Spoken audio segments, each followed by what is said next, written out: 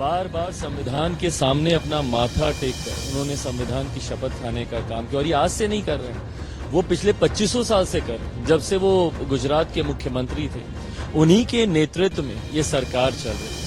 आज तक ऐसा कोई एक उल्लंघन मुझे बता दीजिए ना जो संविधान का हुआ हो, जिसकी वजह से ये लोग इस तरीके का भ्रम फैलाने का कार्य करते हैं। हकीकत है विपक्ष के पास कोई मुद्दा नहीं है, लोगों को सिर्फ डरा कर ही ये उनका मत हासिल करते हैं और यही प्रयास इस बार चुनाव में भी इन लोगों ने किया।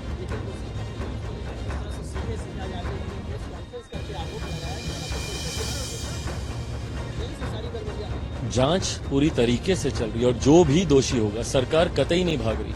हम लोग के पास छुपाने के लिए कुछ नहीं है, हम लोग खुद चिंतित हैं। मेरे प्रधानमंत्री ने सबसे पहले संभवतः ये बातें इस तरीके से सामने भी नहीं आई थी, तब से उनकी चिंता है। सारे स्टेक होल्डर्स से बात चल रही है, भले वो पेपर लीक का मामला हो या फिर जिस तरीके से ग्रेस मार्क्स देकर कई छात्रों की चिंताएं बढ़ी हैं, इन तमाम विषयों को ध्यान में रखा जा रहा है। जांच एजेंसी भी अपने स्तर पर इन्वेस्टिगेशन कर रही है। जो भी दोषी होगा भविष्य में ऐसी घटना ना घटे, इस बात को सरकार सुनिश्चित करे कि आपके क्षेत्र की जनता ने आपको विकास के कार्यों के लिए चुना है कि यहाँ पर आकर इस तरीके की विवादित राजनीति करने के लिए। भाई जिस तरीके से ऐसे प्रतीकों को गलत दृष्टि में इतने दशकों से दिखाने का प्रयास किया गया, आज जब हमारे प्रधानमंत्री जी के द्वारा उन्हें उचित सम्मान दिया जाता है, क्यों इन्हें इन सारी चीजों से एतराज होता है? क्यों नहीं भैया? सकारात्मक राजनीति की सोच ये विपक्ष के नेता रख सकते हैं, एक साथ आगे बढ़ने का प्रयास करें, ना कि इस तरीके के विवादित बयान देकर बंटवारे की राजनीति करें।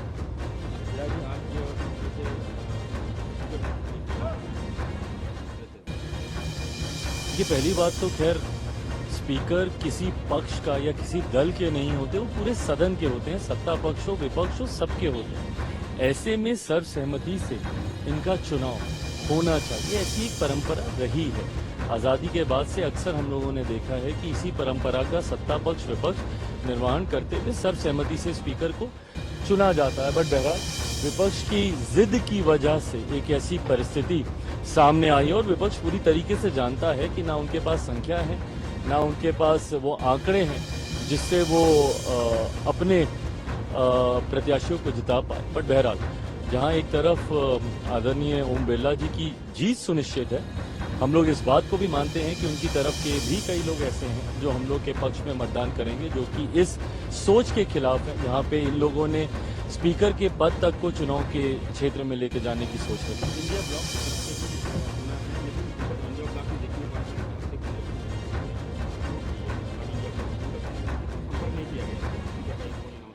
भाई अब कल आपने तस्वीरें ही अपने में बयां करती है, जहां एक तरफ हम लोग गए थे नामांकन के लिए, वहीं दूसरी तरफ विपक्ष गए थे नामांकन के लिए।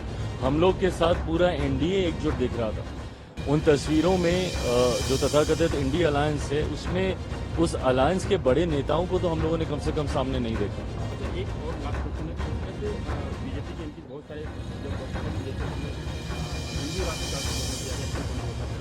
देखिए, शपथ के वक्त मैं नहीं मानता कि किसी भी तरीके के जयकारे लगाना, किसी भी तरीके की बातों को रखना, शपथ की एक अपनी गरिमा होती है, उसको निभाया जाना चाहिए।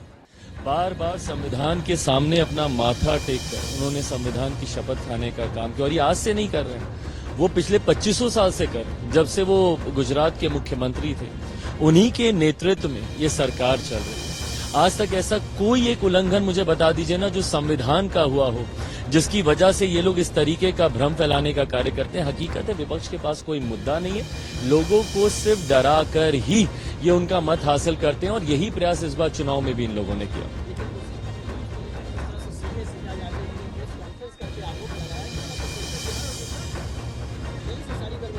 जांच पूरी तरीके से चल रही है और जो भी दोषी होगा सरकार कतई नहीं भाग रही। हम लोग के पास छुपाने के लिए कुछ नहीं है, हम लोग खुद चिंतित हैं। मेरे प्रधानमंत्री ने सबसे पहले संभवतः ये बातें इस तरीके से सामने भी नहीं आई थी, तब से उनकी चिंता है। सारे स्टेक होल्डर्स से बात चल रही है, भले वो पेपर लीक का मामला हो या फिर जिस तरीके से ग्रेस मार्क्स देकर कई छात्रों की चिंताएं बढ़ी हैं, इन तमाम विषयों को ध्यान में रखा जा रहा है। जांच एजेंसी भी अपने स्तर पर इन्वेस्टिगेशन कर रही है। जो भी दोषी होगा भविष्य में ऐसी घटना ना घटे, इस बात को सरकार सुनिश्चित करे कि आपके क्षेत्र की जनता ने आपको विकास के कार्यों के लिए चुना है कि यहाँ पर आकर इस तरीके की विवादित राजनीति करने के लिए। भाई जिस तरीके से ऐसे प्रतीकों को गलत दृष्टि में इतने दशकों से दिखाने का प्रयास किया गया। आज जब हमारे प्रधानमंत्री जी के द्वारा उन्हें उचित सम्मान दिया जाता है, क्यों इन्हें इन सारी चीजों से एतराज होता है? क्यों नहीं भैया? सकारात्मक राजनीति की सोच ये विपक्ष के नेता रख सकते हैं, एक साथ आगे बढ़ने का प्रयास करें, ना कि इस तरीके के विवादित बयान देकर बंटवारे की राजनीति करें।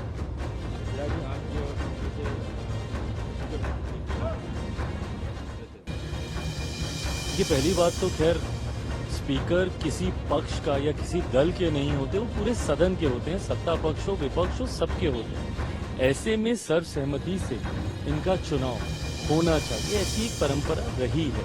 आजादी के बाद से अक्सर हम लोगों ने देखा है कि इसी परंपरा का सत्ता पक्ष विपक्ष निर्वहन करते हुए सर्वसहमति से स्पीकर को चुना जाता है। बट बहरहाल विपक्ष की जिद की वजह से एक ऐसी परिस्थिति सामने आई और विपक्ष पूरी तरीके से जानता है कि ना उनके पास संख्या है, ना उनके पास वो आंकड़े हैं जिससे वो अपने प्रत्याशियों को जिता पाए। बट बहरहाल जहां एक तरफ आदरणीय ओम बिरला जी की जीत सुनिश्चित है, हम लोग इस बात को भी मानते हैं कि उनकी तरफ के भी कई लोग ऐसे हैं जो हम लोग के पक्ष में मतदान करेंगे, जो कि इस सोच के खिलाफ है। यहाँ पे इन लोगों ने स्पीकर के पद तक को चुनाव के क्षेत्र में लेके जाने की सोच रखी। इंडिया ब्लॉक की तरफ से कुछ सुना है, लेकिन इंडिया ब्लॉक में देखने को आया संपर्क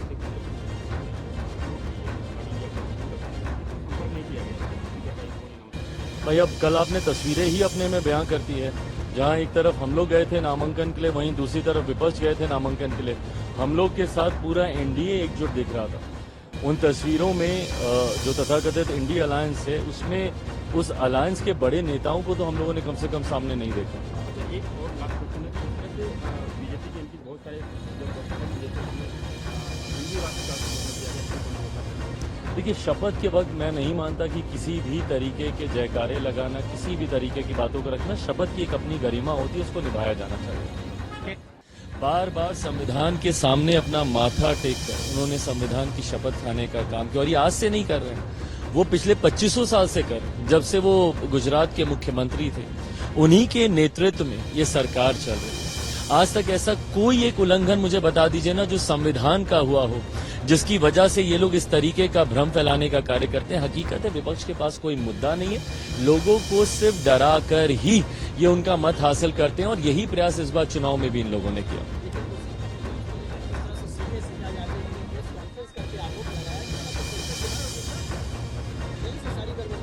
जांच पूरी तरीके से चल रही है और जो भी दोषी होगा, सरकार कतई नहीं भाग रही।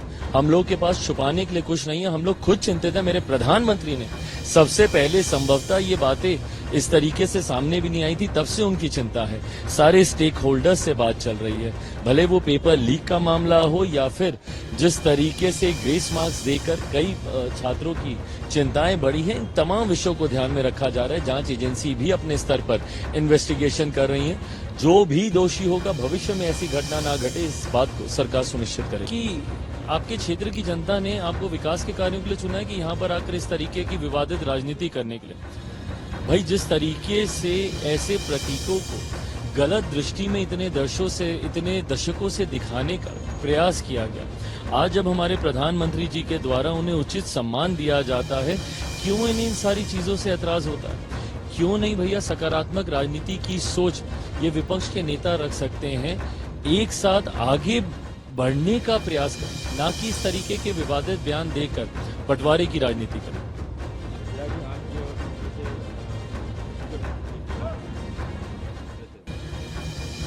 ये पहली बात तो खैर स्पीकर किसी पक्ष का या किसी दल के नहीं होते, वो पूरे सदन के होते हैं। सत्ता पक्ष हो विपक्ष हो सबके होते हैं। ऐसे में सर्वसहमति से इनका चुनाव होना चाहिए, ऐसी एक परंपरा रही है। आजादी के बाद से अक्सर हम लोगों ने देखा है कि इसी परंपरा का सत्ता पक्ष विपक्ष निर्वहन करते हुए सर्वसहमति से स्पीकर को चुना जाता है। बट बहरहाल विपक्ष की जिद की वजह से एक ऐसी परिस्थिति सामने आई और विपक्ष पूरी तरीके से जानता है कि ना उनके पास संख्या है, ना उनके पास वो आंकड़े हैं जिससे वो अपने प्रत्याशियों को जिता पाए। बट बहरहाल जहां एक तरफ आदरणीय ओम बिरला जी की जीत सुनिश्चित है, हम लोग इस बात को भी मानते हैं कि उनकी तरफ के भी कई लोग ऐसे हैं जो हम लोग के पक्ष में मतदान करेंगे, जो कि इस सोच के खिलाफ है। यहाँ पे इन लोगों ने स्पीकर के पद तक को चुनाव के क्षेत्र में लेके जाने की सोच रहे थे। इंडिया ब्लॉक की तरफ से भी सुना है, लेकिन इंडिया ब्लॉक में देखने को आया कि संपर्क नहीं किया गया। भाई अब कल आपने तस्वीरें ही अपने में बयां करती है, जहां एक तरफ हम लोग गए थे नामांकन के लिए, वहीं दूसरी तरफ विपक्ष गए थे नामांकन के लिए। हम लोग के साथ पूरा एनडीए एकजुट दिख रहा था। उन तस्वीरों में जो तथाकथित इंडिया अलायंस है, उसमें उस अलायंस के बड़े नेताओं को तो हम लोगों ने कम से कम सामने नहीं देखा। अच्छा, एक और लास्ट क्वेश्चन है, जैसे बीजेपी के एमपी बहुत सारे जब बीजेपी में हिंदी राष्ट्र का समर्थन किया गया। देखिए, शपथ के वक्त मैं नहीं मानता कि किसी भी तरीके के जयकारे लगाना, किसी भी तरीके की बातों को रखना, शपथ की एक अपनी गरिमा होती है, उसको निभाया जाना चाहिए।